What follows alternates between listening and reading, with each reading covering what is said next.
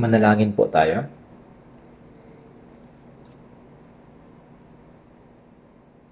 Mapagmahal at mahabagin aming Amang Diyos,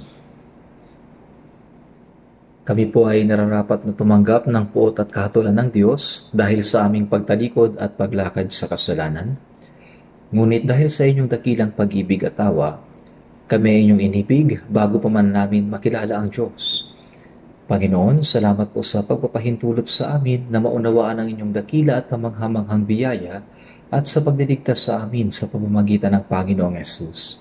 Ang sumpa at kahatulan at ang aming mga kasalanan magpakailanman ay nahugasan sa pamamagitan ng pagdanak ng mahalagang dugo ng Panginoon upang kami ay makalaya sa sumpa at kahatulan. Salamat po sa pagpahintulot ninyo sa amin na mga tinubos ng mahalagang dugo ng Panginoon na magkatipon sa harapan ninyo sa oras na ito upang magpuri sa inyong dakilang pag-ibig at biyaya, mag-aaral ng inyong salita, at makipag-fellowship sa banal na kapulungan kasama ang Panginoon. Naniniwala po kami na ang Panginoon ay kasama namin sa oras na ito. Pakiusap, pagmasdan po ninyo ang bawat isa sa amin at panghawakan kami ng lubos sa pamamagitan ng mahabaging kamay ng Diyos. Kung mayroon man pong mga nakatagong kasalanan at mga kahiyahiyang bagay sa aming puso't isipan na hindi kalugod-lugod sa mata ng Diyos, ihayag po niyo ito sa pamamagitan ng salita ng Panginoon. Kami po ay inyong baguhin, linisin, at higit na palakasin sa pamamagitan ng biyaya at salita ng Panginoon upang makapabuhay kami bilang nararapat na mga anak ng Diyos na walang anumang ikinakahiya. Punuin niyo po ng biyaya, salita at kapangyarihan ng Espiritu Santo ang lahat ng iglesia sa buong bansa at ang maraming iglesia sa buong mundo na nagpapanatili ng kanilang pananampalataya at nangangaral ng Ebanghelyo sa mahihirap na sitwasyon upang matapang nilang magpatotoo sa Ebanghelyo at mag-akay ng mga ligaw na kaluluwa upang maligtas. Patuloy nawang gabayan ng Panginoon ang mga brothers and sisters upang higit na manindigan sa salita at mabuhay para sa kalooban at kalawalhatian ng Diyos. Panginoon, na nagbibigay sa amin ng salita na aming kinakailangan sa tamang panahon at nagtuturo sa amin ng daan na dapat naming lakaran. Tulungan niyo po kami na higit pang maunawaan at malaman ang salita at kalooban ng Diyos na nais ninyong ihayag sa amin sa oras na ito. Pamunuan nawa ng Panginoon ang aming mga puso at buhay upang kami ay makapabuhay ng karapat-dapat bilang mga anak ng Diyos. Hinihingi po namin ang paggabay ng Espiritu Santo sa oras na ito. Ito po ang aming dalangin sa pangalan ng aming Panginoong Yesus. Amen. Buksan po natin sa Biblia, Deuteronomio chapter 1. Deuteronomio chapter 1.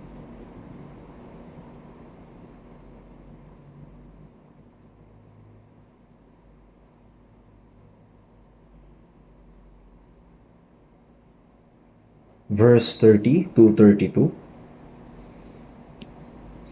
Deuteronomio chapter 1, verse 30 to 32. Deuteronomio chapter 1, verse 30 to 32. Basahin po natin. Mula verse 30 hanggang 32. Ang Panginoon ninyong Diyos na nangunguna sa inyo ay siyang makikipaglaban para sa inyo, gaya ng kanyang ginawa para sa inyo sa Ehipto sa inyong harapan. At sa ilang na doon ay inyong nakita kung paanong dinala kayo ng Panginoon ninyong Diyos na gaya ng pagdadala ng tao sa kanyang anak, sa lahat ng daang inyong nilakaran hanggang sa makarating kayo sa dakong ito. Gayon may sa kabila ng bagay na ito, ay hindi kayo sumampalataya sa Panginoon ninyong Diyos. Basahin po natin ang verse 33. Na nanguna sa inyo sa daan upang ihanap kayo ng dagong mapagtatayuan ng inyong mga tolda na nasa apoy kapag gabi at nasa ulap kapag araw, upang ituro sa inyo ang daang dapat ninyong lakaran. Hanggang dito na lang po. Gaya ng nabanggit ko noong nakaraang linggo, nais kong ibahagi ang ikaapat na mensahe sa ilalim ng pamagat na ang buhay na nananatili sa Panginoon. Ang buhay ng isang ipinanganak na muli na Kristiyano ay isang buhay na nananatili sa Panginoon. Sa John chapter 15 verse 3 to 4, sinasabi, "Kayo'y malilinis na sa pamamagitan ng salita na aking sinabi sa inyo. Kayo'y manatili sa akin at ako'y sa inyo. Gaya ng sanga na nakakabit sa puno ng ubas. Sinasabi, ako ang puno ng ubas, kayo ang mga sanga. Ang puno ng ubas at ang mga sanga ay hindi maaaring magkahiwalay. Sila'y ganap na magkaugnay upang magkaroon ng bunga." Ang mga Kristiyanong ipinanganak na muli ay dapat munang malaman ang kahulugan ng buhay na nananatili sa Panginoon sa pamamagitan ng salita ng Diyos. Nananatili sa Panginoon. Sa madaling salita, ay naging isa. Ito yung nananatili sa Panginoon. Sa John chapter 14 verse 20, sinasabi, "Sa araw na iyon ay malalaman ninyong ako'y nasa aking Ama at kayo'y nasa akin at ako'y nasa inyo." Ang araw na iyon ay ang araw na tayo ay naligtas. Ito ang araw na sumampalataya tayo sa pag-ibig ng Diyos na pinatawad na ang ating mga kasalanan sa pamamagitan ng biyaya at tayo'y naligtas. Kasabay nito ay nananatili tayo sa Panginoon. Sa araw na iyon ay malalaman ninyong ako'y nasa aking Ama at kayo'y nasa akin at ako'y nasa inyo. Sinabing, ang Panginoon ay nasa akin at ako'y nasa Panginoon. Sa madaling salita ay naging isa. Ang dalawa ay naging isa. Madalas akong maging officiating minister tuwing mayroong ikinakasal. Kaya hindi na sila dalawa kundi isang laman. At ang pinagsama nga ng Diyos ay huwag papaghiwalayin ng tao. Ang dalawang tao na may magkaibang personalidad ay nagkakilala at naging isa. Sila'y naging isa ayon sa batas ng pag-ibig at magsasama na sila ngayon sa saya at lungkot. Naging isa na ang kanilang kapalaran. Sila'y naging isa. Nang tayo ay naligtas, tayo at ang Panginoon ay naging isa. Ang Panginoon ay nasa akin at ako'y nasa Panginoon. Hindi maaaring paghiwalayin. Mahirap itong maunawaan ng minsanan, ngunit ito ay totoo at isang hiwaga. Napakaganda at napakabuti para sa isang lalaki at babae na ikasal at maging isa sa pagmamahalan at magsama sa kahit na anong kapalaran. Ang katotohanan ay naging isa na tayo sa Panginoon. Tayo'y nasa Panginoon. Ito ay talagang mahiwaga. Ito yung katotohanan na naging isa tayo sa Panginoon. Ito'y hindi isang kwento lamang. Kaya dapat nating malamang mabuti kung ano ang kahulugan ng buhay na nananatili sa Panginoon. Dahil kung hindi, ang isang naligtas ay maaaring mamuhay lamang ng relihiyoso, tulad ng mga karaniwang relihiyosong tao. Ang relihiyosong pamumuhay ay hindi matatawag na Christian life. Ang relihiyosong pamumuhay, ito yung regular na pagdalo lamang sa church, pag-awit ng mga himno, pananalangin, pagbibigay ng offering at iba pa, di ba? Ang mga ito ay ginagawa ng ibang relihiyon. Ang mga bagay na ito ay walang kinalaman sa Diyos. Pagkatapos maligtas, ang Diyos ay nasa atin at tayo'y sa Kanya. Mayroon na tayong pakikisama sa Diyos. Ibig sabihin ay kasama natin ang Diyos sa ating buhay. Kailangan nating maunawaan itong pamumuhay na kasama ang Diyos. Pinili ng Diyos ang Israel bilang kanyang sariling pag-aari, di ba? Pinili ng Diyos ang Israel bilang kanyang sariling pag-aari. Kaya sa Deuteronomy chapter 7, sinabing ang Israel ay ang pinili ng Diyos bilang kanyang sariling pag-aari. Silang piniling bayan ng Diyos. Bakit pinili ng Diyos ang bansang Israel? Hindi dahil sa sila lamang ang minamahal ng Diyos, kundi upang ang kanilang buhay ay maging halimbawa para sa lahat ng mga Kristiyanong naligtas. Gayunpaman, bagaman ang Israel ang piniling bayan ng Diyos, sa mundong ito, ngunit ang paglilingkod nila sa Diyos ay napakahina at napakaikli lamang.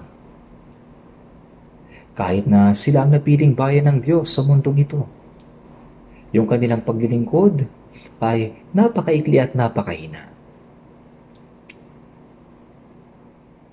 Sa halip na maglingkod at mabuhay ayon sa layunin ng Diyos, pumunta sila sa Ehipto upang takasan ang tagutom sa Kanaan. Sa bandang huli, sila'y naging alipin sa lupain ng Ehipto. Naglingkod sila kay Faraon at sila'y naging alipin na gumawa ng mabibigat at may hirap na gawain. Sa loob ng 400 taon, sila'y nagtiis bilang alipin sa Ehipto. Ang number 4 sa mundong ito ay sumisimbolo sa 4 na direksyon: ang silangan, kanluran, hilaga, at timog, o sa mismong mundong ito. Kaya sa Biblia, paulit-ulit na nababanggit ang number 4. Si Jesus ay sinubok sa ilang sa loob ng 40 araw. At may mga preso na nagsasabing iwasan ang pang-4 na selda. Bakit kaya? Sa Biblia, ang number 4 ay sumisimbolo sa pagdurusa sa mundo. Bagaman ang mga Israelita ay ang bayang pinili ng Diyos, ngunit sila ay hindi naglingkod sa Diyos, kundi kay Faraon. Sa halip na mabuhay sa biyaya ng Diyos, sila'y nabuhay sa pang-aapi ng mga Ehipsyo at nagtiis sila sa lahat ng uri ng pagdurusa sa loob ng 400 taon. Kahit na sila yung bayang napili ng Diyos, hindi sila naglingkod sa Diyos kundi kay Faraon. Anong aral ang matututunan natin dito? Ang buhay nila ay isang halimbawa na kapupulutan natin ng aral. Sa Genesis chapter 1 verse 27, nakita natin na pagkatapos likhain ng Diyos ang lahat, ang huli niyang nilikha ay ang tao. Kaya't nilalang ng Diyos ang tao ayon sa kanyang sariling larawan. Ayon sa larawan ng Diyos, siya nilalang. Sa lahat ng nilikha ng Diyos, ang tao lamang ang nilikha ayon sa larawan ng Diyos. Ito'y hindi tumutukoy sa pisikal na katawan, kundi sa ating spirito. Ibig sabihin, nilikha ang tao bilang espiritual na nilalang na ayon sa wangis ng Diyos. Ito'y tumutukoy sa spirito. Sa John chapter 4 verse 24, sinabi na ang Diyos ay spirito. Ipinagkaloob sa atin ng Diyos ang kanyang spirito. Tayo ay kanyang nilikha upang maging katuwang ng kanyang pag-ibig, upang maging kanyang anak na magmamana ng kanyang kaharian, upang maglingkod sa kanya at ipahayag ang kaluwalhatian ng Diyos. Ang tao ay nilikha ayon sa larawan ng Diyos. Ibig sabihin, nilikha tayo upang tularan ng Diyos. Hindi ba't ang katotohanan ito ay nakakabangha? Subalit ang taong nilalang ayon sa wangis ng Diyos ay nawala ang lahat ng karapatang iyon dahil sa pagsuway sa salita ng Diyos. Naging maserable ang kanilang pamumuhay sa gitna ng kasalanan. Gaya ng mga Israelita na bagaman sila'y napiling bayan, bumaba sila sa Ehipto. At sa halip na maglingkod sa Diyos, ay naglingkod sila kay Faraon. At sa halip na tamasahin ang kalayaan at kapayapaang ibinibigay ng Diyos, sila'y naging mga alipin sa Ehipto at nakaranas ng lahat ng uri ng kahirapan. Gayon din naman ang mga taong nilalang ayon sa wangis ng Diyos. Dahil sa pagsuway, sa halip na tumanggap ng pagpapala, ay tumanggap ng sumpa sa lupa. at nagdanas ng lahat ng uri ng kahirapan. Kaya, ang 40 taon ng mga Israelita sa Ehipto na punong-puno ng hirap at pagdurusa ay isang larawan na nagpapakita sa lahat ng taong lumayo sa Diyos. Na sila'y naglilingkod sa dyablo, nagiging alipin ng kasalanan, at dumaranas ng lahat ng uri ng paghihirap gaya ng mga Israelita. Upang iligtas ng Diyos ang mga Israelita mula sa pagkaalipin, isinugo niya si Moses at nagdala ng 10 salot sa Ehipto. Sa pamamagitan ng mga bagay na ito, ginabayan ng Diyos ang mga Israelita palabas sa Ehipto at iniligtas sila sa kapangyarihan ni Faraon. Sila ay tumawid sa dagat na pula at naglakbay patungo sa Kanaan, na lupaing pangako ng Diyos. Ngunit bago sila makapasok sa Kanaan, namuhay sila ng 40 taon sa ilang. Ang lahat ng ito ay mayroong espiritual na kahulugan at nagpapakita ng halimbawa sa atin. Si Moses na isinugo ng Diyos upang iligtas ang mga Israelita ay larawan ni Jesus na ating tagapagligtas. Ito'y larawan kung paanong iniligtas tayo ni Jesus mula sa kasalanan, kamatayan, at kapangyarihan ni Satanas. Si Jesus ang tagapagligtas. Kaya ito'y larawan nang pangunahan ng Diyos ang Israel mula sa Ehipto, ginabayan niya sila patungo sa Kanaan na kanyang ipinangako sa kanila. Ang lupain ng Kanaan ay sumisimbolo sa walang hanggang langit. Ang lupaing ipinangako ng Diyos ay inilarawan bilang isang lupang dinadaluyan ng gatas at pulot, lupaing puno ng kasiyahan. Sa ating mga naligtas, ang pangakong lupain ay ang walang hanggang kaharian sa langit. At bago sila makapasok sa Kanaan, namuhay muna sila ng 40 taon sa ilang. Ito ay lugar na puno ng paghihirap at pagdurusa. Itong 40 taon sa ilang. Sa mga Gawa chapter 7, binanggit ang kapulungan sa ilang o congregation in the wilderness. Ang salitang church ay hindi mababasa sa lumang tipan. Basahin natin sa Gawa chapter 7 verse 38. Gawa chapter 7 verse 38.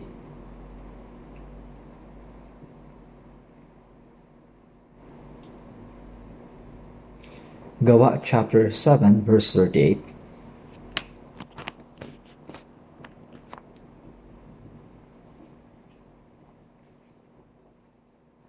Basahin natin.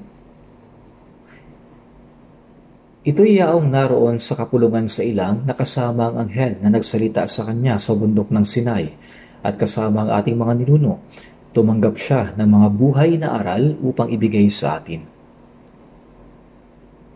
Ang anghel na nagsalita sa kanya sa bundok ng Sinai. Tumutukoy ito sa panahon na ibinigay ng Diyos ang kautusan sa bundok ng Sinai. Binabanggit dito ang bayang Israel at sambahayan ng mga Hudyo. Siya'y nasa kapulungan sa ilang. Dito, ang 40 taon ng buhay nila sa ilang ay isinalarawan bilang kapulungan o iglesia sa ilang. Sa loob ng 40 taon, ang mga Israelita ay nagtiis ng maraming pagdurusa, pagsubok at kahirapan. Ang paglalakbay nila sa ilang ay sumisimbolo sa buhay pagkatapos ng kaligtasan bago pumasok sa langit. Ang buhay sa loob ng kapulungan sa ilang ay hindi madali.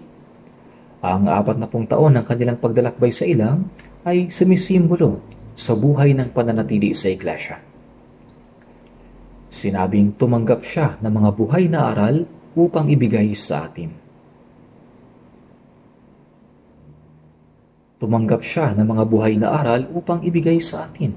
Ang tinutukoy nito ay si Moses na nagligtas sa mga Israelita mula sa Ehipto, na nanguna sa kanila sa ilang at nagdala sa kanila sa lupain ng Kanaan. Siya ay anino ni Jesucristo na nagligtas sa atin. Ang pangalang Moses ay kaugnay sa pagliligtas, at ang kanyang gawain ay naglalarawan sa darating na gawain ni Kristo. Kaya pagkatapos iligtas ng Diyos ang Israelita mula sa Ehipto, ano ba ang kanyang ginawa habang pinapangunahan niya sila sa lupain ng Kanaan? Sa binasa natin kanina sa Deuteronomy chapter 1 verse 30, ang Panginoon ninyong Diyos na nangunguna sa inyo. Tulad ng paglabas ng Diyos sa mga Israelita mula sa Ehipto patungo sa lupain ng Kanaan, pinatnubayan niya sila sa harap ng kanyang mga mata. Ang Panginoong ninyong Diyos na nangunguna sa inyo. Ang Diyos mismo ang nangunguna sa bansang Israel. Nang tayo naligtas, hindi niya sinabi na magkita na lang tayo sa langit at pinabayaan na niya tayo. Hindi ganito. Kundi hanggang sa makapasok tayo sa langit, siya'y kasama natin. Binabantayan niya tayo. Ginagabayan at iniingatan. Kaya sinasabi, ang Panginoon niyong Diyos na nangunguna sa inyo. Sinabi sa Deuteronomy chapter 1 verse 31, kung paanong dinala kayo ng Panginoon ninyong Diyos na gaya ng pagdadala ng tao sa kanyang anak sa lahat ng daang inyong nilakaran hanggang sa makarating kayo sa dakong ito. Gaya ng isang ama na nagmamahal sa kanyang anak at karga-karga ito, ganoon inakay ng Diyos ang bayang Israel. Ang paglalakbay mula sa Ehipto hanggang sa ilang ay buhay na kinakalinga ng Diyos. Buhay na sinusustentuhan ng kanyang pag-ibig, proteksyon, pag-iingat, at pagtulong.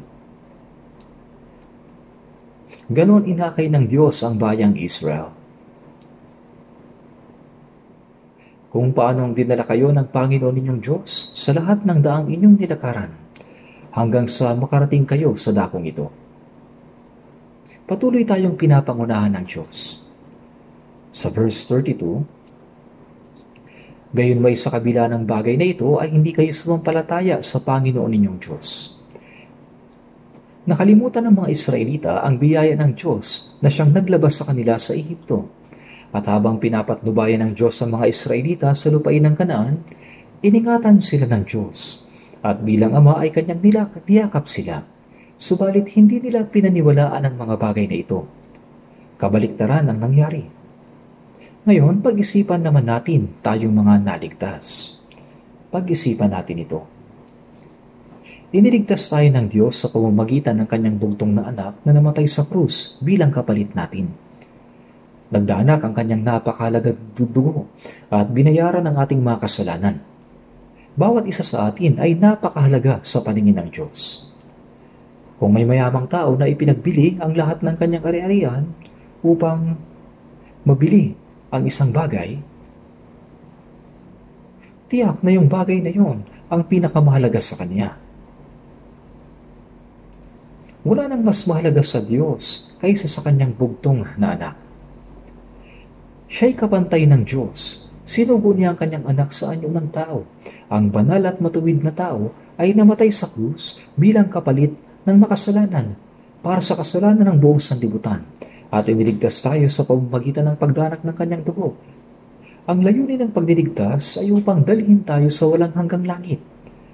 Ngunit bago niya tayo dalhin doon, merong church life bago makarating sa langit. Napakahalaga ng buhay sa iglesia. Ito ay proseso kung saan ang mga papasok sa langit ay nililinis mula sa mga bagay na hindi karapat-dapat, pinadadalisay at sinasanay upang makapasok sa kaharian ng Diyos. Napakahalaga ng church life. Ito ay tulad ng pamumuhay ng kapulungan ng Israel sa ilang. Subalit nakalimutan ng bayang Israel ang biyaya ng Diyos at hindi pinaniwalaan na inakay at pinatnubayan sila ng Diyos. Paano ito nangyari? Ang mga magulang ang nagluwalas sa mga anak.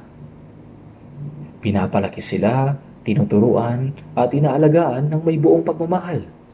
Gayunpaman, nakakalimutan ng mga anak ang kabutihan ng kanilang mga magulang. Mayroong mga ganitong anak na kapag hindi nasusunod ang gusto nila, sinasabi nila, bakit mo pa ako ipinanganak? O kaya, ano bang nagawa mo para sa akin? Sinasagot nila ang kanilang mga magulang. Hindi ko ito maintindihan. Ang mga Israelita ay sumalungat at hindi naniwala sa Diyos. hindi sila naniwala. Nagtaksili sila sa Diyos. Palagi silang nagrereklamo. Sinubukan pa nga nilang patayin si Moses. Bakit mo kami dinala dito sa ilang upang pahirapan? Mas mabuti pang bumalik sa Ehipto, sabi nila. Paano sila makakabalik sa Ehipto? Sa pagitan ng Ehipto at Israel, merong dagat na pula. Pinahinturutan sila ng Diyos na makatawid sa dagat na pula, subalit hindi na sila pwedeng bumalik. Wala ni isang nakatawid. Lahat na nagnais bumalik sa Ehipto ay namatay. Ito ang mahalagang aral sa atin. Ang mga naligtas ay dapat na mamuhay sa pasasalamat sa biyaya ng Diyos at sa maluwalhating pag-asa ng walang hanggang kaharian na ibinigay sa atin ng Diyos. Kaya anumang hirap at pagsubok ang ating danasin, kailangan nating sumunod at mamuhay ng ayon sa kalooban ng Diyos. Inihahanda, sinasanay at dinidisiplina tayo ng Diyos upang maging karapat-dapat na makapasok sa kaluwalhatian. Kung hindi natin ito alam, makaranas lang tayo ng kaunting hirap, magrereklamo na kaagad tayo sa Diyos. Nakakalimutan natin ang biyaya ng kaligtasan. Madalas na sumusuway at naghahangad na bumalik sa mundo. Walang sino mang Israelita na sumubok bumalik ang nakabalik. Silang lahat ay namatay sa ilang. Silang mga sinubok sa ilang na nagbalak bumalik sa Ehipto ay namatay. Kaya sino mang nagnais bumalik sa Ehipto ay namatay. At ang mga isinilang sa ilang, ang buo bagong henerasyon na nakapasok sa lupain ng Kanaan. Silang mga ipinanganak na muli sa pamamagitan ng kanyang biyaya. Silang napanumbalik sa pamamagitan ng pananampalataya. Silang mga karapat-dapat makapasok sa bagong langit at lupa. At silang mga sinanay, sila ang mga dadalhin ng Diyos sa kanyang kaharian. Ang church life ay hindi isang simpleng bagay. Ito ay isang proseso kung saan sinusubok tayo ng Diyos. Pinapalakas, tinutulungang magtagumpay sa kapangyarihan ng kasalanan at ni Satanas at maging karapat-dapat na makapasok sa kaluwalhatian ng Diyos. Kapag ang isang ligtas ay nakakaranas ng maliit na paghihirap, nagrereklamo siya kaagad sa Diyos. Sinisisi niya ang Diyos kung bakit siya nagdurusa at nahihirapan. Sa 2 Timoteo chapter 3 verse 4, mga maibigin sa kalayawan sa halip na mga maibigin sa Diyos. May mga taong katulad nito. Gayunman, sa kabila ng bagay na ito, ay hindi kayo sumampalataya sa Panginoon ninyong Diyos. Yun yung nakasulat. Kung titingnan natin ang talatang ito, maaaring iniisip natin, paano nila ito nagawa? Inilabas sila ng Diyos sa Ehipto sa pamamagitan ng makapangyarihang kamay, pinatawid sa dagat na pula, at sa ilang ay iningatan at ginabayan. Nais ng Diyos na ibigay sa kanila ang lupain ng Kanaan. Ang lupain ito ay inihanda para sa kanila, subalit hindi nila ito naunawaan.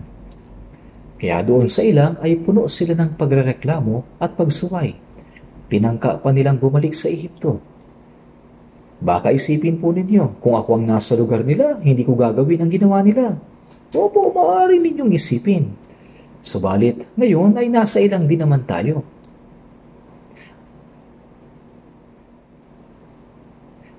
Mayroon tayong pusong masuwayin at mga pagrereklamo sa Diyos. Ito ay napakahalagang bagay. Hindi ito isang kasaysayan lamang dahil ang paglalakbay ng mga Israelita mula sa Ehipto patungo sa lupain ng Kanaan ay isang halimbawa kung paano tayo iniligtas ng Diyos at ginagabayan hanggang makapasok sa langit. Kaya kapag nakikita natin ang kanilang pagiging masuwayin, dapat nating isipin na posible itong mangyari kahit sa atin na mga naligtas ngayon. Sa Deuteronomy 1:33, na nanguna sa inyo sa daan. Habang naglalakbay ang mga Israelita, ang Diyos ang nangunguna sa kanila upang ihanap kayo ng dakong mapagtatayuan ng inyong mga tolda. Kapag kailangan na nilang tumigil at magpahinga, upang ihanap kayo ng dakong mapagtatayuan ng inyong mga tolda. At sa gabi, sa pamamagitan ng apoy, isang haliging apoy ang nagbibigay liwanag sa kanilang daanan na ibinigay ng Diyos. Minsan, kailangan nilang maglakad kahit gabi. At dahil malamig sa gabi, ang haliging apoy ang nagbibigay init at pumipigil sa ginaw. Kapag sa araw naman, ang haliging ulap ang sumasalo sa matinding init ng araw at pumuprotekta sa kanila. Kapag nauna ang haliging ulap, sumusunod naman ang mga Israelita. Kapag ang haliging ulap ay huminto doon sila nagtatayo ng mga tolda. Kahit ilang araw, isang buwan o 2 buwan man itong manatili doon, nananatili rin sila sa lugar na iyon. Kapag ang haliging ulap ay umaangat at muling nauna sa paglalakbay, muli rin silang sumusunod. Sa buong paglalakbay, iningatan, tinulungan at pinotektahan sila ng Diyos. Sa loob ng 40 taon, tunay ngang pinatnubayan sila ng Diyos sa pamamagitan ng haliging ulap at haliging apoy. Nakasama nila ang Diyos upang sila'y protektahan, ingatan at patnubayan.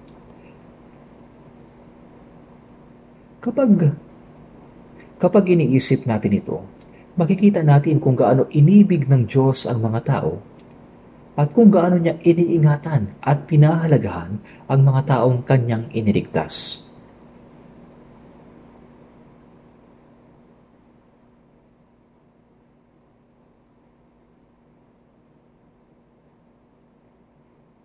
Sinasabi sa Biblia na ang kaluluwa ng tao ay marangal sa paningin ng Diyos.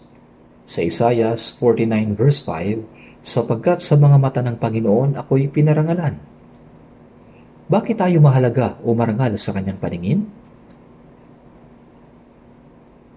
Dahil ibinigay ng Diyos ang kanyang bugtong na anak upang mamatay para sa atin.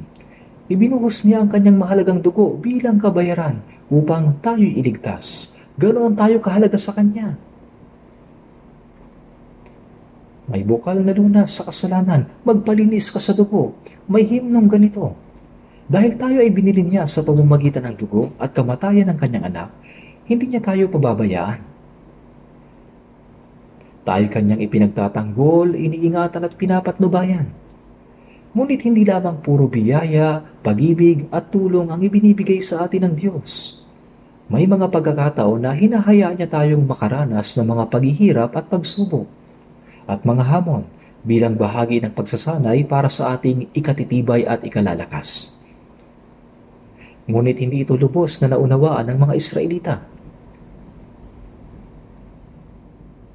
Sa awit 119 verse 105 sinasabi, ilawan sa aking mga paa ang salita mo at liwanag sa landas ko. Matapos tayong iligtas ng Diyos, habang tayo patungo sa kaharian ng langit, ang banal na Espiritu ay lagi nating kasama at ginagabayan tayo sa pamamagitan ng salita ng Diyos. Kung gabi at walang liwanag, hindi natin matatagpuan ang daan kung walang ilawan. Gayon din, ang salita ng Panginoon na nagsisilbing ilawan sa ating mga paa at liwanag sa ating landas. Sa pamamagitan ng kanyang salita, itinuturo niya sa atin ang daan na dapat nating lakaran at pinagtitibay ang ating pananampalataya.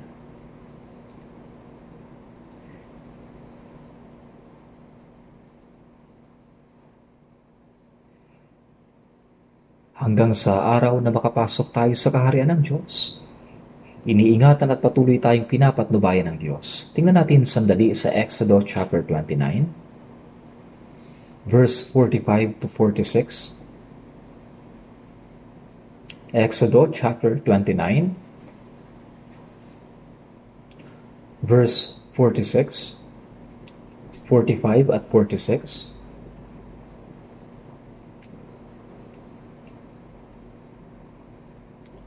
Ako'y mananahan sa gitna ng mga anak ni Israel at ako'y magiging kanilang Diyos. Kanilang malalaman na ako ang Panginoon nilang Diyos na naglabas sa kanila sa lupain ng Ehipto upang ako'y manirahang kasama nila. Ako ang Panginoon nilang Diyos. Habang pinapangunahan ng Diyos ang bayan ng Israel palabas ng Ehipto patungo sa ilang, nagsalita siya sa pamamagitan ni Moses at sinabi, "Ako'y mananahan sa gitna ng mga anak ni Israel, at ako ang kanilang magiging Diyos. At kanilang malalaman na ako ang Panginoon nilang Diyos na naglabas sa kanila mula sa lupain ng Ehipto upang ako'y manahan sa gitna nila." Ang layunin kung bakit inilabas ng Diyos ang bansang Israel mula sa Ehipto ay upang ang Diyos mismo ang manahan sa gitna nila. Paano natin ito maunawaan? Iniligtas sila ng Diyos upang siya ay manatili sa gitna nila. Ito mismo ang layunin ng kanilang kaligtasan. Sa Mateo chapter 1 verse 21, sinabi ng anghel kay Jose, "Ang ipapangalan mo sa kanya ay Jesus." Habang siya ay nag-aalala kung ano ang gagawin tungkol sa pagdadalang tao ni Maria na nakatakdang ikasal sa kanya, si Maria na iyong asawa, sapagkat ang pinaglihin niya ay mula sa Espiritu Santo. Siya ay manganganak ng isang lalaki at ang ipapangalan mo sa kanya ay Jesus, sapagkat ililigtas niya ang kanyang bayan mula sa kanilang mga kasalanan. Ang pangalang Jesus ay nangangahulugang tagapagligtas. Si Jesus ay kaligtasan. At sa Matthew 1:23, ang kanyang pangalan ay tatawaging Emmanuel, na ang ibig sabihin ay kasama natin ang Diyos. God is with us. Ang Diyos ay kasama natin. Ibig sabihin, iniligtas tayo ng Diyos upang siya mismo ay makasama natin. Hindi ba't kamangha-mangha ito? Huwag nating sabihin na naligtas ka na, kaya magkita na lang tayo sa langit. Galingan mo ha? Mula sa araw na tayo ay naligtas hanggang sa araw na makapasok sa langit, kasama natin ang Diyos. Ipinaglalaban niya tayo, iniingatan, ginagabayan, at tinutulungan. Hindi ba't kamangha-mangha iyon? Ang Diyos ay kasama natin. Si Jesus ang ating kaligtasan, at ang layunin ng kanyang pagdiligtas ay upang ang Diyos ay makasama natin. Dapat nating paniwalaan ang katotohanan ito. Dapat nating paniwalaan na tayo ay naligtas sa pamamagitan ng biyaya. Ang biyaya ni Jesucristo, pinatawad ang ating mga kasalanan, iniligtas tayo, ginawa tayong mga anak ng Diyos, at binigyan ng pag-asa na makapasok sa walang hanggang langit. Hindi ba ito ang pinaniniwalaan natin? Kasama ng pananampalataya, dapat din nating paniwalaan na ang Diyos ay kasama natin. Pinaniniwalaan ba ninyo ito? Naniniwala ka ba talaga? O minsan naniniwala, minsan hindi.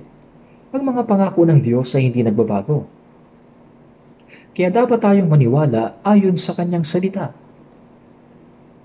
Kung sinabi ng Diyos, dapat lang nating tanggapin at sabihin, "Salamat po, Panginoon." "Opo, Panginoon." At sumunod tayo ng may pananampalataya. Minsan kapag dumarating ang mga pagsubok o kahirapan sa ating buhay, iniisip natin, nasaan ang Diyos? Kung kasama ko ang Diyos, bakit may ganito akong problema at paghihirap? Ngunit hindi ganoon. Ang mga Israelita ay kasama ang Diyos sa ilang, ngunit napakarami pa rin nilang naranasang kahirapan at pagsubok. Ibig bang sabihin noon ay hindi nila kasama ang Diyos? Hindi. Naroon ang Diyos. Ang Diyos ay lagi nilang kasama. Hindi lamang tayo iniligtas ng Diyos mula sa kapangyarihan ng kasalanan at kamatayan, kundi sa buong natitirang pa nating buhay dito sa lupa, siya ay nananatiling kasama natin. Tayo kanyang iniingatan, inaalagaan, at pinapatnubayan. Sa ikalawang Timoteo 4:18, sinabi ni Apostol Pablo, "Ako'y ililigtas ng Panginoon sa bawat masamang gawa at ako'y kanyang iingatan para sa kanyang kaharian." Ibig sabihin, anumang hirap o pagsubok ang dumating, iingatan at poprotektahan tayo ng Diyos. Si Apostol Pablo mismo ay dumaan sa napakaraming pagdurusa. Matapos niyang maligtas, patuloy siyang nangaral ng Ebanghelyo hanggang sa makarating siya sa Roma. At sa huli ay pinugutan siya ng ulo dahil sa kanyang pananampalataya. Sinasabi ng mga historians na nakakulong siya noon sa isang madilim na kulungan na nasa ilalim ng lupa sa Roma. At doon siya pinugutan ng ulo, at yung kanyang ulo ay gumulong pa sa lupa. Pagkatapos niyang maligtas at habang nangangaral ng Ebanghelyo, sinasabi sa 2 Korinto chapter 11 verse 27, sinabi ni Pablo, sa pagpapagal at hirap, sa mga pagpupuyat, sa gutom at uhaw, madalas na walang pagkain, giniginaw at hubad. Lalo pa ako na mas maraming pagpapagal, mas maraming pagkabilanggo, nang di mabilang nabugbog, na malimit mabingit sa kamatayan. Sa mga Hudyo ay 5 ulit akong tumanggap ng 40 hagupit, kulang ng 1, 3 ulit na ako'y hinampas ng mga pamalo. Ang hagupit ng pamalo ay maaaring ikamatay ng isang tao. Nagdusa siya ng labis, hubad, gutom, puyat, gutom at giniginaw. Sino po ba ang nagdusa ng ganoon katindi tulad ni Pablo? Hindi ba niya kasama ang Diyos? Kasama niya ang Diyos. Si Pablo ay hinagupit at naging bilanggo.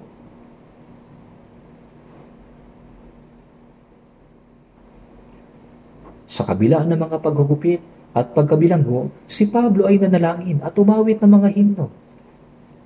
Ito'y dahil naniniwala siyang kasama niya ang Diyos. Huwag nating isipin na ang Diyos ay kasama natin tuwing sa payapa ang lahat. Dapat din nating isipin na kasama natin ang Diyos kahit sa gitna ng mga pagdurusa at pagsubok, hindi lang kapag payapa ang lahat. Mayroong layunin ng Diyos kung bakit niya tayo binibigyan ng mga kahirapan. Ito ay proseso ng disiplina, paglilinis at pagpapalakas upang magtagumpay tayo sa kapangyarihan ng kasalanan at ni Satanas, upang maging karapat-dapat sa kaluwalhatian ng Diyos. At dahil hindi ito naunawaan ng iba, kaya kaunting hirap lang nagrereklamo na sila. Bakit ibinigay ng Diyos ang pagdurusang ito at sinusubukan nilang tumakas? Hindi ito pananampalataya. Sa anumang pagdurusa o pagsubok, ang salita ng Diyos ay hindi kailanman nagbabago. Ito ang ibig sabihin ng tunay na pananampalataya.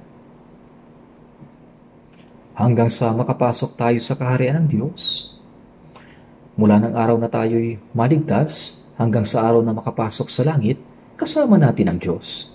Kahit sa gitna ng mga pagdurusa at pagsubok, kasama natin ang Diyos. Tingnan natin sa 1 Korinto chapter 10.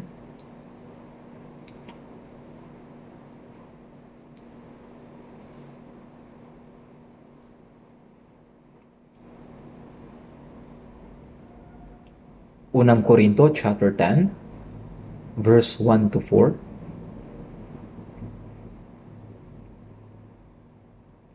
Verse 1 to 4. Babasahin ko po. Unang Korinto chapter 10, mula verse 1 hanggang 4. Mga kapatid, hindi ko nais na hindi ninyo malaman na ang ating mga ninuno ay dumaan sa ilalim ng ulap, at silang lahat ay tumawid sa dagat. At lahat ay nabautismuhan kay Moses sa ulap at sa dagat. At lahat ay kumain ng isang pagkaing espiritual. At lahat ay uminom ng isang inuming espiritual na sumunod sa kanila. At ang batong iyon ay si Kristo.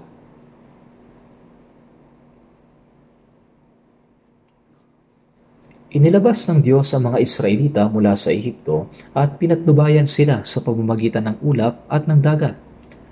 Tumawid sila sa dagat na pula. At pagkatapos, patuloy silang iningatan ng Diyos. At lahat ay nabautismuhan kay Moses sa ulap at sa dagat. Ang Diyos ay kasama nila. At lahat ay uminom ng isang inuming espiritual na sumunod sa kanila. At ang batong iyon ay si Kristo. Ano ang naroon sa ilang? Wala. Dahil hindi sila pwedeng magtanim doon. Wala doong pastulan. Ano ang kakainin nila? Araw-araw silang binibigyan ng Diyos ng mana. Tuwing umaga, siya ang naglalaan ng mana para sa kanila.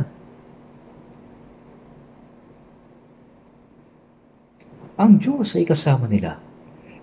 Patuloy silang iningatan ng Diyos. Ang mana patuloy na ibinigay sa kanila. Sa Exodo chapter 16 verse 31, yun ay tulad ng buto ng kulantro. Tuwing umaga ay pinupulot nila ito. Inilarawan din ng Biblia na ito ay maputi at ang lasa niyon ay tulad ng manipis na tinapay na may pulot.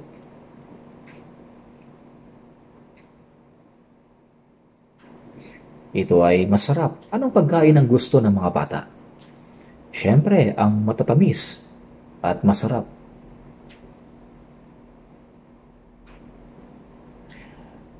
Dahil sinasabi nila, tulad ng manipis na tinapay na may pulot, may isip natin kung gaano ito kasarap. Kahit araw-araw silang kumakain ito, nagsawa sila at nagsimulang magreklamo. Mana na lang ba palagi? Bakit hindi tayo binibigyan ng Diyos ng karne? Gusto namin kumain ng karne. Kaya nagpadala ang Diyos ng mga pugo at kumain din sila nito hanggang sa sila'y magsawa. Sa ilang, pinakain sila ng Diyos ng mana. Nang maghangad sila ng karne, nagpadala ang Diyos ng pugo. Tungkol naman sa inuming tubig, hindi sila naghukay ng balon upang makakuha mula sa ilalim ng lupa. Nang hampasin ni Moses ang bato, bumukal ang tubig at sila'y uminom. Sa paglalakbay ng Israel sa ilang, ibinigay ng Diyos ang lahat ng kanilang pangangailangan sa pamamagitan ng mga kapangyarihang gawa. Kaya sinabi, lahat ay kumain ng isang pagkaing espiritual dahil ang pagkaing iyon ay mula sa Diyos. At lahat ay uminom ng isang inuming espiritual na sumunod sa kanila. Hinampas ni Moses ang bato at bumukal mula rito ang tubig. At ang batong iyon ay si Kristo. Ang batong iyon ay larawan ni Jesucristo kung paanong ang bato ay hinampas at bumukal ang tubig, gayon din si Kristo ay hinampas doon sa krus. Sa pamamagitan ng kanyang dugo, pinatawad ang lahat ng ating mga kasalanan at sa kanyang biyaya na tulad ng tubig na bumukal mula sa bato, patuloy niya tayong ginagabayan. Pagkatapos nating maligtas, dalawang bagay ang ibinibigay ng Diyos. Patuloy niya tayong binibigyan ng espiritual na biyaya na ating kinakailangan. Ang taong ligtas ay hindi mabubuhay sa tinapay ni sa tubig lamang. Dapat tayong patuloy na tumanggap ng espiritual na biyaya na hindi kayang maunawaan ng sanlibutan, lalo na ng mga hindi pa naliligtas. Sa John chapter 1 verse 16, at mula sa kanyang kapuspusan ay tumanggap tayong lahat biyaya na sinundan pa ng ibang biyaya. Ang kaligtasan ay natanggap natin ng minsanan at patuloy na ibinubuhos ng Diyos ang kanyang biyaya, ang kapuspusan ni Kristo sa ating buhay. At mula sa kanyang kapuspusan ay tumanggap tayong lahat biyaya na sinundan pa ng ibang biyaya. He gives more and more, always giving more. Abundant in grace, He always gives more. Mayroong ganitong himno. Lagi tayong binibigyan ng Diyos ng maraming biyaya. Mga biyaya mula sa ating puso. Ang kagalakan, kalakasan, katapatan, katapangan, at lakas ng loob. Ang mga ito ay espiritual na biyayang mula sa Diyos. Binigyan din niya tayo ng espiritual na inumin. Kailangan nating matutunan kung paano tatanggapin at iinumin ang biyaya ng Diyos. Ang espiritual na inumin na ipinagkaloob sa atin. Ito lang ba ang ibinibigay ng Diyos? Hindi po, ang Panginoon rin ang nagbibigay ng pisikal na pagkain. Sa Mateo chapter 6 verse 26.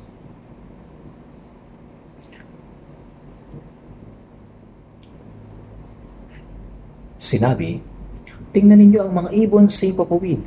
Hindi sila naghahasik o gumagapas o nag-iimbak man sa mga kamalig. Ngunit pinapakain sila ng inyong Ama na nasa langit. Hindi ba higit na mahalaga kayo kaysa kanila? Ang mga ibon sa ipapawid ay hindi nagtatanim na nag-iimbak ng pagkain sa kamalig. Ngunit inaalagaan pa rin sila ng Diyos. At sinasabi sa inyong mga ligtas, hindi ba higit na mahalaga kayo kaysa kanila? Ganito ang sinasabi ng Diyos sa mga taong naligtas. Pansinin ninyo ang mga liryo sa parang, kung paano silang lumalaki. Hindi sila gumagawa o mahabi man. Gayon may sinasabi ko sa inyo, kahit si Solomon sa buong kaluwalhatian niya ay hindi nakapagdamit ng tulad sa isa sa mga ito. Kung paanong dinamitan ng Diyos ang magagandang bulaklak sa parang, gayon din niya tayo bibihisan ng lahat ng mabubuting bagay. Ang Diyos ay nagbibigay ng mabubuting kaloob. Buksan natin sa Mateo chapter 6 verse 30. Mateo chapter 6 verse 30 hanggang 33. Matthew chapter 6 verse 30. Basahin po natin ng sabay-sabay. At kung gayon binibihisan ng Diyos ang damo sa parang na ngayon ay buhay at sa kinabukasan ay itinatapon sa kalan, hindi ba lalo niya kayong bibihisan o kayong maliliit ang pananampalataya? Kaya huwag kayong mabalisa na magsasabing ano ang aming kakainin o ano ang aming iinumin o ano ang aming isusuot, sapagkat hinahanap ng mga hintil ang lahat ng mga bagay na ito at batid ng inyong Ama sa langit na kailangan ninyo ang lahat ng mga bagay na ito. Ngunit, hanapin muna ninyo ang kanyang kaharian at ang kanyang katuwiran at ang lahat ng mga bagay na ito ay pawang idaragdag sa inyo. Basahin po ninyo ang mga salitang ito hanggang sa paniwalaan ninyo. Ipanalangin ninyo ito. Maging ang mga ibon sa impapawid ay inaalagaan ng Diyos. At bakit kayo nababalisa tungkol sa pananamit? Pansinin ninyo ang mga liryo sa parang, kung paano silang lumalaki. Gayon may sinasabi ko sa inyo, kahit si Solomon sa buong kaluwalhatian niya ay hindi nakapagdamit ng tulad sa isa sa mga ito. Kung gayon binibihisan ng Diyos ang damo sa parang, hindi ba lalo niya kayong bibihisan? Ito ang salita ng pagkain at ibinibihis sa atin ng Panginoon. O kayong maliliit ang pananampalataya, kaya huwag kayong mabalisa na magsasabing ano ang aming kakainin o ano ang aming inumin o ano ang aming isusuot. Tinutukoy dito ang mga hintil bilang hindi ligtas. Hinahanap ng mga hintil ang lahat ng mga bagay na ito. Isipin ninyo ang bata na walang ina. Ang batang iyon ay mababalisa araw-araw. Ano ang kakainin ko sa umaga, tanghalian at hapunan? Saan ako matutulog? Subalit kung ang isang bata ay merong mapagmahal na magulang, mag-aalala pa ba siya tungkol sa mga bagay na iyon? Ang mga magulang ang gagawa sa lahat at magbibigay sa kanyang mga pangangailangan. Gaya nito, ang Diyos ang tagapaglikha ng buong sansinukob, ang ating Ama. Paano tayo binibigyan ng Diyos ng ating pangangailangan? Binibigyan niya tayo ng ating mga pangangailangan. May mga taong ligtas na, ngunit hindi sila lubos na nagtitiwala sa Diyos sa kanilang buhay. Kaya't sinabi ng Diyos, o kayong maliliit ang pananampalataya, kaya huwag kayong mabalisa na magsasabing ano ang aming kakainin, o ano ang aming iinumin, o ano ang aming isusuot. Kapag sinabing batid ng inyong Ama, ibig sabihin ay Diyos ang magbibigay. Alam ng mga magulang ang lahat ng pangangailangan ng kanilang anak. Pagkain, damit, tulugan. Sa katunayan, mas alam nila ito kaysa sa kanilang anak. Kaya kapag sinabing batid ng inyong Ama sa langit na kailangan ninyo ang lahat ng mga bagay na ito, ibig sabihin, ang Diyos ang bahala sa inyo. Ngunit may isang kondisyon. Hindi ibibigay ng Diyos ang mga bagay na ito nang walang kondisyon. Basahin natin ang sabay-sabay ang verse 33. Ngunit hanapin muna ninyo ang kanyang kaharian at ang kanyang katuwiran at ang lahat ng mga bagay na ito ay pawang idaragdag sa inyo. Kapag sinabing hanapin muna, unahin muna, ano ang sinasabi sa atin ng salitang unahin na dapat ay maging prioridad sa ating buhay? Dapat maging prioridad sa ating buhay. Ito yung unahin. Sa halip na mabalisa kung ano ating kakainin, isusuot, kung paano tayo mabubuhay, o kung paano tayo kumita ng maraming pera, ang dapat muna nating isipin ay ang Diyos at ang kanyang kalooban at ang kanyang kaluwalhatian bilang pangunahing prioridad. Ganito ang isip at buhay ng isang Kristiyano. Hanapin muna ninyo ang kanyang kaharian at ang kanyang katuwiran. Kanyang kaharian, ito yung gawin ang pangangaral ng Ebanghelyo. Ang pinakadakilang gawa ng Diyos ay ang pag-aalay ng kanyang tanging anak upang mapatawad ang ating mga kasalanan sa pamamagitan ng kanyang dugo. At sa pamamagitan ng pangangaral ng Ebanghelyo, inililigtas niya ang mga kaluluwang patungo sa impyerno. Sa Lucas 15:7, magkakaroon ng higit na kagalakan sa langit dahil sa isang makasalanan nagsisisi kaysa 99 na taong matutuwid na hindi nangangailangan ng pagsisisi. Ang bagay na labis na nakapagpapasaya sa Diyos ay kapag maligtas ang makasalanan. At patuloy niyang ginagawa ang gawain ito hanggang ngayon. Hanapin muna ninyo ang kanyang kaharian at ang kanyang katuwiran. Kanyang kaharian.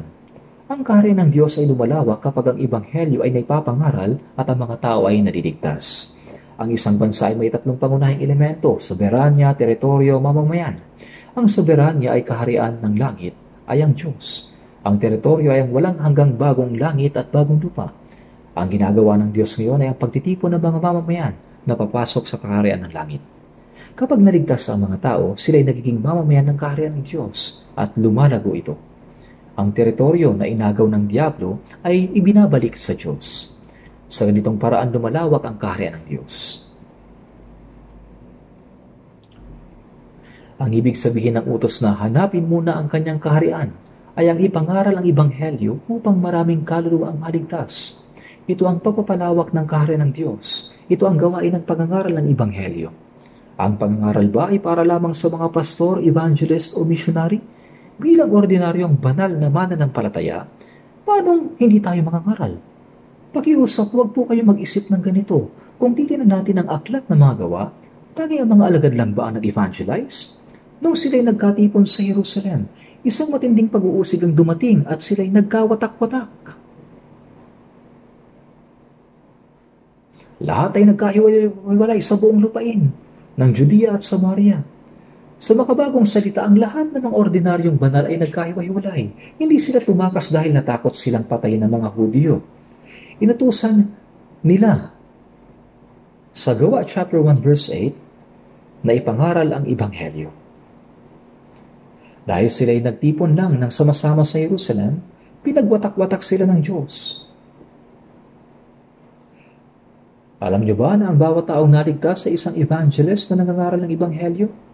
May nagtanong, ano ang iyong trabaho? Sumagot siya, ako'y isang evangelist. Nagtatrabaho ako sa paggawaan ng sapatos upang kumita ng pera para sa evangelism. Nabasa ko lang ito sa isang aklat. Hindi ba ito'y nakakamangha?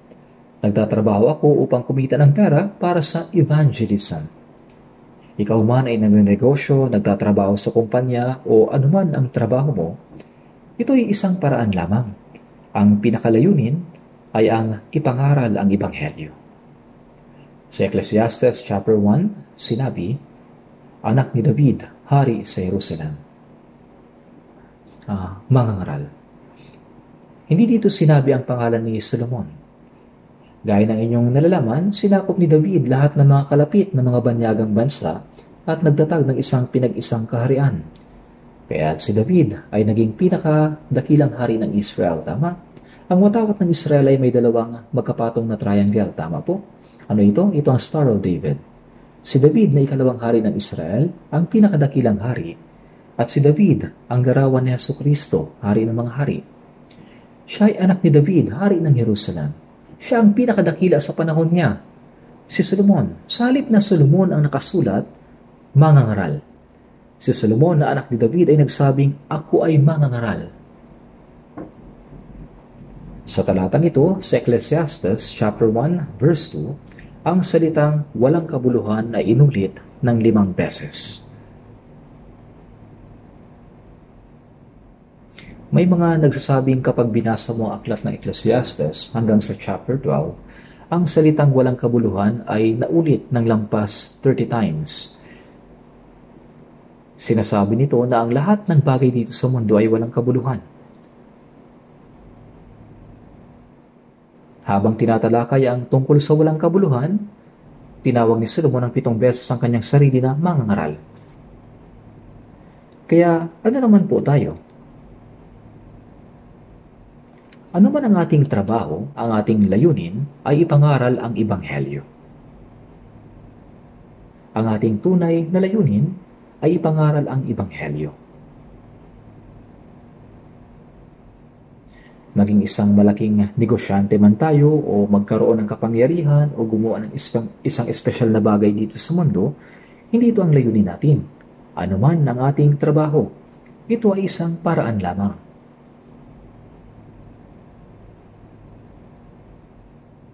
Tayo ay mangangaral ng ebanghelyo.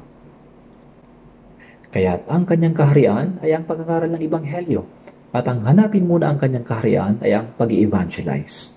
At kapag sinabi naman na at ang kanyang katuwiran, ibig sabihin, ipahayag ang Ebanghelyo sa iba na hindi pa ligtas. Sa loob naman, ang mga ligtas na tao ay nagkakaisa, nagmamahalan, at ginagawa ang kalooban ng Diyos. Ang pamumuhay ayon sa kalooban ng Diyos ay ang pagtupad sa kanyang katuwiran. Ipinapangaral natin ang Ebanghelyo sa labas, at sa loob ay namumuhay naman tayo sa katuwiran, ayon sa pagsunod sa kalooban ng Diyos. Kapag ginagawa natin ang kanyang kaharian at ang kanyang katuwiran, at ito ang ating prioridad, lahat ng mga bagay na ito ay idaragdag sa atin. Lahat ng bagay. Tinutupad ng Diyos ang kanyang mga salita, gaya ng kanyang pangako. Dahil sa kakulangan ng ating pananampalataya, iniisip natin na ang ating sariling pamamaraan ay higit na mabuti kaysa salita ng Diyos. Hindi tayo nagtitiwala sa pangako. Kaya namumuhay tayo sa sarili nating kaisipan at pamamaraan. At tuwing pumasok lamang sa isip natin, doon lamang natin isinasaalang-alang ang pangangaral ng Ebanghelyo para sa Diyos. Sa halip na isipin kung paano mamuhay ayon sa kalooban ng Diyos, nag-aalala tayo sa pagkain, maayos na buhay, at kung paano pararamihin ang ating pera at mamuhay ng marangya. Sinasabi sa Kawikaan, chapter 30 verse 7 to 8, dalawang bagay ang sa iyo'y aking hinihiling bago ako mamatay.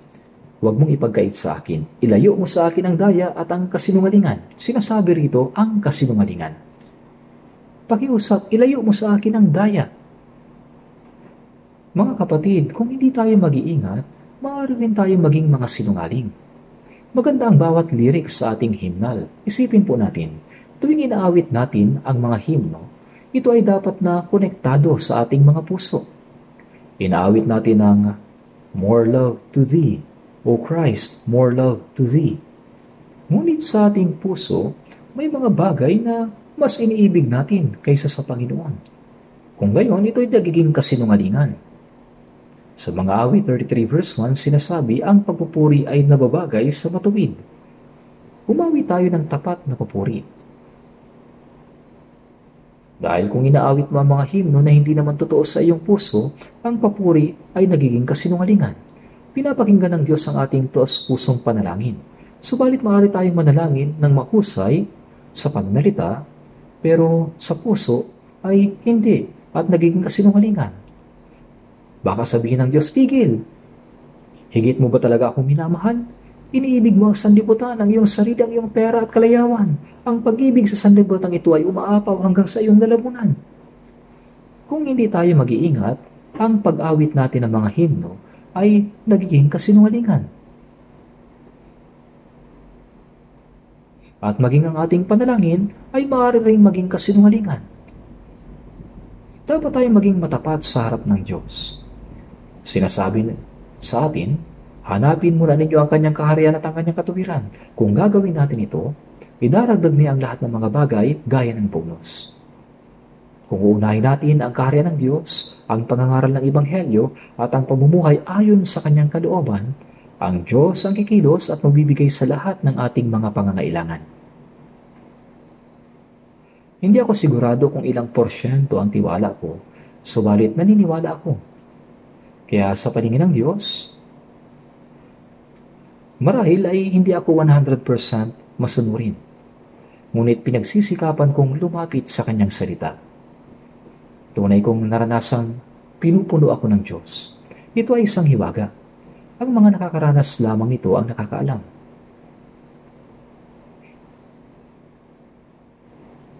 Hindi mo ito maintindihan kung naririnig mo lang. Kailangan mo itong maranasan upang maintindihan mo. Ang kondisyon upang idagdag ng Diyos ang lahat ng mga bagay na ito ay ang salitang ngunit. Ngunit hanapin muna ninyo ang kanyang kaharian at ang kanyang katuwiran kung gagawin ninyo ito. Kung hindi, wala itong kabuluhan. Kaya nga lagi nating nababasa sa Biblia ang salitang kung gagawin mo. Sa Exodus chapter 20 verse 12, igalang mo ang iyong ama at ang iyong ina kung gagawin mo upang ang iyong mga araw ay humaba sa lupang ibinibigay sa iyo ng Panginoon mong Diyos. Kaya nga mayroong kung. Sa Deuteronomy chapter 29 verse 9, kaya't ingatan ninyo ang mga salita ng tipang ito at inyong gawin. Kung gagawin mo, upang kayo magtagumpay sa lahat ng inyong ginagawa. Kung gagawin mo. Kung hindi, ito'y walang kabuluhan. Araw-araw silang binibigyan ng Diyos ng mana. Subalit dapat nilang gawin ang pagpulot at pagtipon ng mga ito. Hindi ba? Kung hindi sila agad magtitipon at sumikat na ang araw, matutunaw ito at mawawala. Ganoon din sa mga pugo, kailangan din nilang lumabas at ipunin ang mga pugo. Ang Diyos ang nagbibigay sa atin, ngunit halimbawa, kung nakaupo lang tayo sa ilalim ng puno ng kaimito, nakabuka ang bibig at naghihintay na mahulog ang bunga, mahuhulog nga ito, ngunit tatama sa ating noo. Kailangan nating isigawa ang responsibilidad nating gawin. Sa ikalawang Tesalonica chapter 3 verse 10, kung ang sino man ay ayaw magtrabaho ay huwag din naman kumain. Kung ang sino man ay ayaw kumilos at tamad, dapat silang magutom hanggang mamatay. Huwag silang bigyan ng pagkain. Ito ang sinasabi ng talata. Magtrabaho tayo ng buong sipag. Dapat may ginagawa tayo. At tuwing ginagawa natin ang ating gawain, hanapin muna natin ang kanyang kaharian at ang kanyang katuwiran. At ang lahat ng iba pang bagay ay ibibigay bilang karagdagan. Pagbulay-bulayan po natin ang mga salitang ito mula sa ating karanasan. Kumikilos nga ba talaga ang Diyos sa aking buhay? O namumuhay lang ako sa sarili kong paraan? Sa sarili kong pagpupursige at sigasig?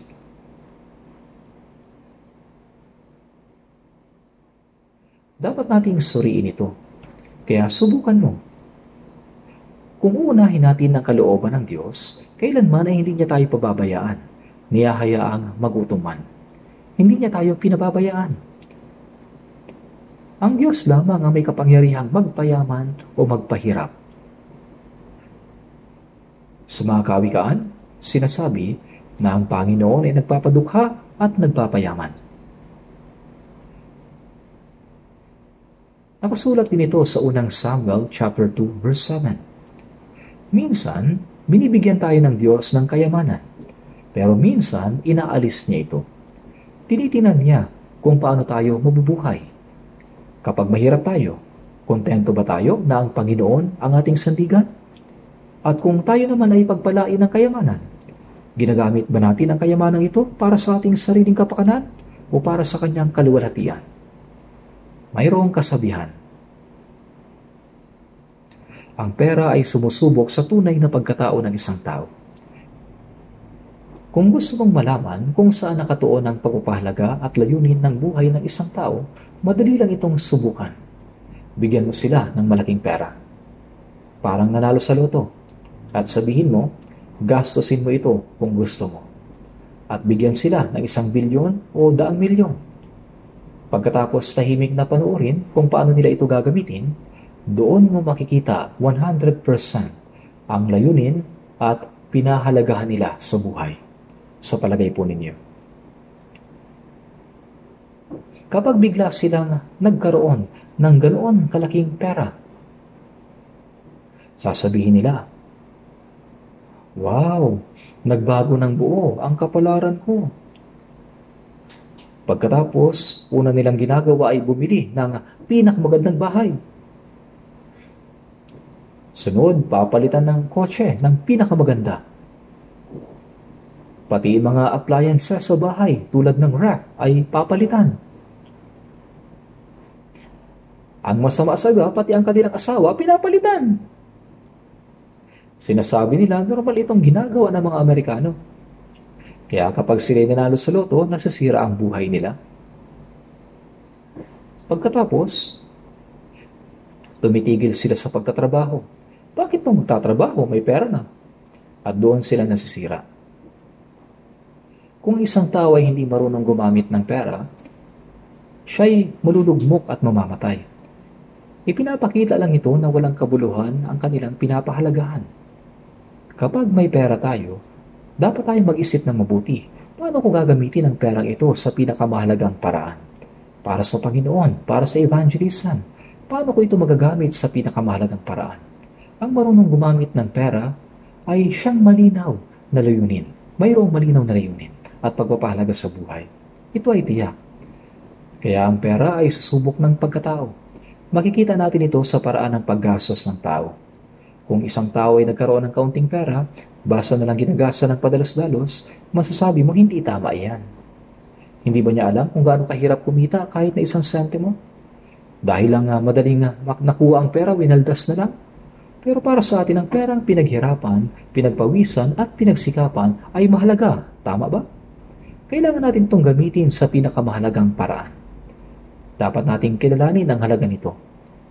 Naniniwala ako na ang ating mga kapatid ay tunay na marunong gumamit ng kanilang mga pag-aari at kayamanan sa pinakamahalagang paraan. Noong nakaraang taon, ginagawa natin ang gawain ng World Missions. Alam ba ninyo na sa Seoul Central Church ang opisina ng World Missions, di ba? At may mga kapatid na siyang namamahala ng mga gawaing opisina doon. Noong nakaraang taon, sa pamamagitan ng Headquarters Office, 17 billion won ang naipadala para sa World Missions. Sa katunayan, mas higit pa doon ang naibigay. Pero pinipilit ba kayo magbigay ng offerings? Hindi. Sa isang taon, ilang beses lang po itong inaanunsyo. Maging matapat tayo sa ating ikapo, pakiusap, makilahok tayo sa offerings para sa World Mission. Minsan lang inaanunsyo. Bukod doon, kahit during sermon time at announcement, hindi natin paulit-ulit na binabanggit ang offerings. Kung ganoon, hindi ba sila nagbibigay? Sa katunayan, lalo sila nagbibigay. Kahit hindi sila sabihan, matapat silang nagbibigay. Wala nang kahirapan pa sa World Missions. Sa kasalukuyan, na ipapangaral ang Ebanghelyo sa 82 na mga bansa.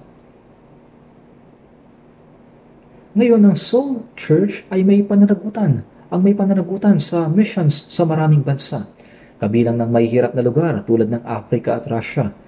Tungkol sa World Missions, paumanhin po, ngunit babanggitin ko, kahit ang Amerika ay hindi pa masyadong nakikipagtulungan. Ganoon din ang Japan at Europe. Isinasagawa ito ng puro sa pamamagitan ng mga Korean churches. At naisasagawa natin ito ng walang gaanong kahirapan. Paano? Dahil ang ating mga kapatid sa iglesia ay lumago na ng ganoon kalaki. Alam ba ninyo ito? Kapag pinagsama-sama mo ang mga bata, ang gagawin lang nila ay mag-away at walang mangyayari. Noong unang panahon sa ating iglesia, hindi pa malago ang pananampalataya. Kaya tuwing nagtitipon tayo, malalakas ang mga boses, kanya-kanyang pilit ng opinyon. Kapag may kailangang gawin, kabado ang puso natin. Iniisip natin kung anong gulo ang sisiklab. Ngunit ngayon, wala na ni anuman, mapayapa na. Ngayon, tuwing may kailangan gawin, mabilis at maayos ang lahat. Gaano nakalaki ang paglago ng ating pananampalataya. At ano ang pinakamahalagang gawain dapat natin gawin? Ito ay ang World Missions sa 82 na bansa. May higit sa 1,100 churches sa buong mundo. Siyempre, marami ring ibang mission, organization na gumagawa ng World Mission bukod sa atin. Pero kahit tingnan mo ang iba, sa tingin ko, walang ibang grupo ang kasing aktibo na gumagawa tulad natin. Nangyayari ito ng natural. Kusang nangyayari. Bakit? Dahil ganoon nakalago ang ating iglesia. Hindi dahil may nagsasabing gawin mo ito, gawin mo yan. Kundi dahil ito ang nararapat gawin ng isang Kristiyano. Kaya, ginagawa natin ang kusa. Nakikibahagi tayo ng may pagkukusa. Labis po ang aking pasasalamat sapagkat alam natin kung ano ang layunin ng ating buhay, ang buhay ng isang Kristiyano, kung ano ang pinakamahalagang dapat unahin. Ngunit hanapin muna ninyo ang kanyang kaharian at ang kanyang katuwiran. Pagkatapos ay may isasagawa ang kanyang kaharian at ang kanyang katuwiran. May papangaral ang Ebanghelyo ng kaharian, matutupad ang kalooban ng Diyos, at ang Diyos din ang bahala sa ating pisikal na buhay bilang mga Kristiyano na gumagawa ng gawain ito. At bibigyan din niya tayo ng mga pagkain espiritual, at ibibigay ng Diyos ang lahat ng iba pang kailangan. Kung gagawin lang natin ang nararapat, naniniwala ka ba na ibibigay ng Diyos ang lahat ng ating pangangailangan? Sa bahay ko ay merong maliit na lalagyan ng isda. Dati malaki yon, pero ngayon maliit na lang. Nag-aalaga kami ng maliliit na isda na tinatawag na guppies. Pero ngayon, dumami na sila ng gusto. Araw-araw ako nagbibigay ng pagkain sa kanila.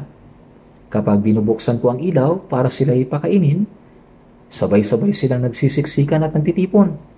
Nagbibigay ako ng pagkain para makakain silang lahat, pati na ang maliliit na baby fish. Yung iba na bagong panganak pa lang kasing laki ng buhangin, pero mahusay silang lumangoy. Ito'y kamangha-mangha.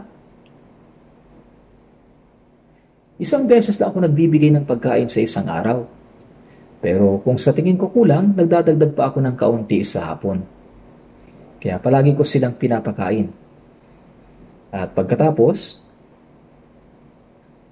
minsan ay nagbibigay ako ng oxygen at naglilinis din. Alam kaya iyon ng mga isda? Kapag malamig, pinapainit ko ng kaunti ang tubig. Kapag mainit, pinapalamig ko naman. Kaya palagi ko silang pinapakain. Inaalagaan ko sila at iniintindi ng mabuti. Pero alam kaya nila iyon? Itong mga isda, ni minsan hindi sila nagsabi ng salamat sa akin. Habang iniisip ko iyon, napagtanto ko na ibinibigay sa atin ng Diyos ang kanyang biyaya. Ngunit dahil hindi natin namamalaya na mula sa Diyos ang lahat, wala rin tayong gaanong puso magpasalamat sa Kanya. Ngunit mas maingat pa tayong inaalagaan ng Diyos. Inaalagaan tayo ng Diyos. Sa Mateo chapter 10 verse 30, at maging ang buhok sa inyong ulo ay bilang na lahat. Sinabi ng Diyos na binibilang niya kung ilang hibla ng buhok ang mayroon tayo. Sa awit 147 verse 4, ang bilang ng bituin ay kanyang binibilang. Sa palagay niyo ba hindi alam ng Diyos kung ilang bituin ang kanyang nilikha? Binibilang niya ang lahat ng iyon. Alam niya kung ilan ang hibla ng buhok mayroon tayo. Ako nga hindi ko kayang bilangin kahit ang hibla ng aking mga pilikmata. Wala ba talagang ginagawa ang Diyos? Kaya binibilang niya ang hibla ng mga buhok natin? Anong ibig sabihin ng talatang ito? Ibig sabihin, mas alam ng Diyos ang aking kalagayan kaysa sarili natin. Kaya nga sa himno, I know whom I have believed, and I am persuaded that He is able to keep what I have committed to Him unto Him against that day. Naniniwala at nagtitiwala ako, mas nalalaman ng Panginoon ang aking kalagayan kaysa aking sarili. Ngunit merong isang kondisyon. Hanapin muna ninyo ang kanyang kaharian at ang kanyang katuwiran. Sumunod ayon sa salita ng Diyos. At ang lahat ng mga bagay na ito ay pawang idaragdag sa inyo. Kung hindi, wala rin itong kabuluhan. Sa taong masunurin, ibinibigay ng Diyos ang lahat ng mabubuting bagay. Kung tayo ay mamumuhay ayon sa kalooban ng Diyos at susunod, tunay natatanggap tayo ng dakilang pagpapala. Kung hindi, kahit ang mga ligtas na Kristiyano ay nagdurusa kapag sinusubukan nilang mamuhay sa sarili nilang paraan. Minsan ay inaalis ng Diyos ang lahat ng pag-aari. At sasabihin ng Diyos, kung gayon, subukan mong mamuhay ayon sa nais mo.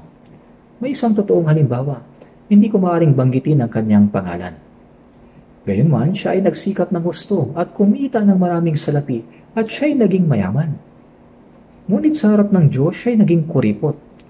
Wala siyang malasakit sa pangangaral ng Ebanghelyo.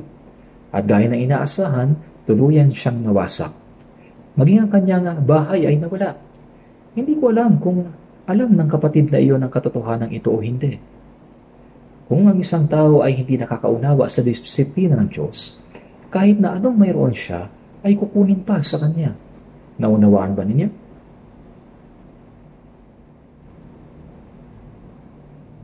Ang Diyos ang nagpapayaman at siya rin ang nagpapahirap. Kaya dapat nating ilagay ang ating pag-asa sa Diyos na nagbibigay ng lahat ng bagay ng sagana. Tingnan natin sa Roma chapter 8 verse 32. Roma chapter 8 verse 32. Roma chapter 8 verse 32.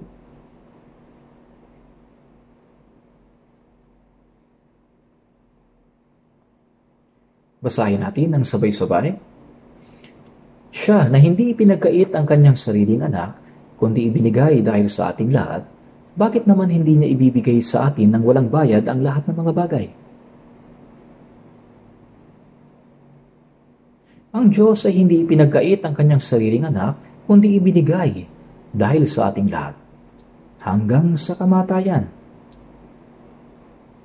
Kay dakila ng pag-ibig at biyayang ito. Ang malayang pagbibigay ay nangangahulugang biyaya. Hindi niya ipinagkait ang kanyang anak, kundi ibinigay siya hanggang kamatayan.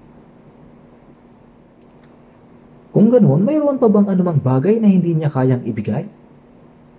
Ibig sabihin, tiyak na ibibigay niya. Kung ganoon, bakit hindi kayo naniniwala sa pangako ng Diyos?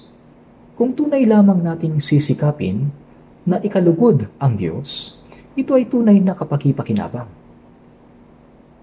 Ngunit kung hindi natin iisipin na mamuhay ayon sa kanyang kalooban, at sa halip ay mamumuhay tayo ayon sa sarili nating kalooban, tiyak na tayo magdurusa.